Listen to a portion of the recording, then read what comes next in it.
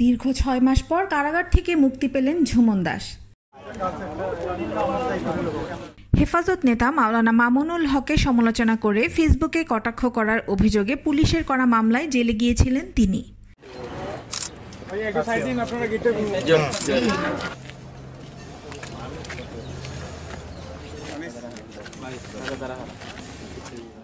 মঙ্গলবার সন্ধ্যা 6:20 সুনামগঞ্জ কেন্দ্রীয় কারাগার থেকে তিনি মুক্তি পান।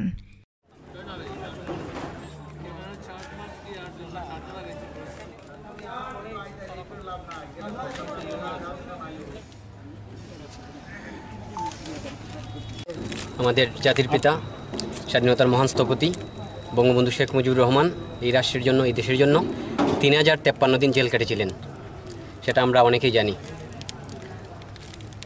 আমি এই মুহূর্তে জেল থেকে বের হলাম, আমিও 200 দিন যাবৎ জেলে ছিলাম। আমার জন্য সংবাদপত্রের এবং টিভি চ্যানেলের বিভিন্ন ভাইরা আমার জন্য অনেক কষ্ট পরিশ্রম করেছেন। সবাইকে অনেক অনেক ধন্যবাদ এবং আমার শুভাকাঙ্ক্ষী যারা আছে সবাইকে অনেক অনেক ধন্যবাদ।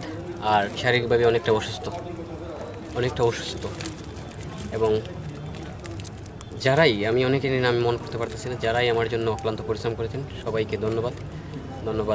আমার আইনজীবীদের ধন্যবাদ, অনেক অনেক ধন্যবাদ। এ সময় ঝুমন দাসের মা তাকে বরণ করে নেন।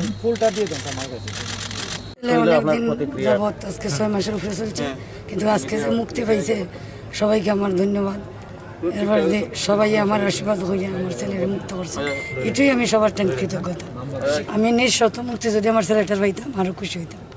আমার ছেলের কাছে পাইছি এটুকুই আমার ভাগ্যের সীমা নেই। আপনারা আশীর্বাদে আপনারা সবাই পাশে থাকাকালিক আমি আমার ছেলের পাইছি।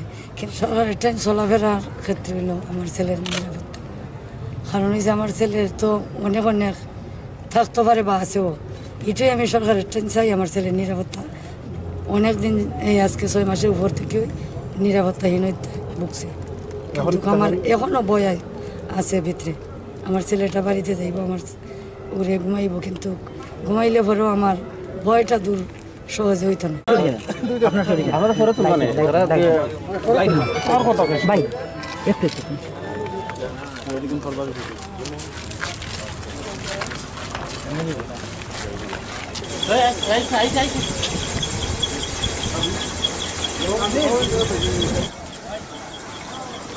আমি ওই যাচ্ছেন তো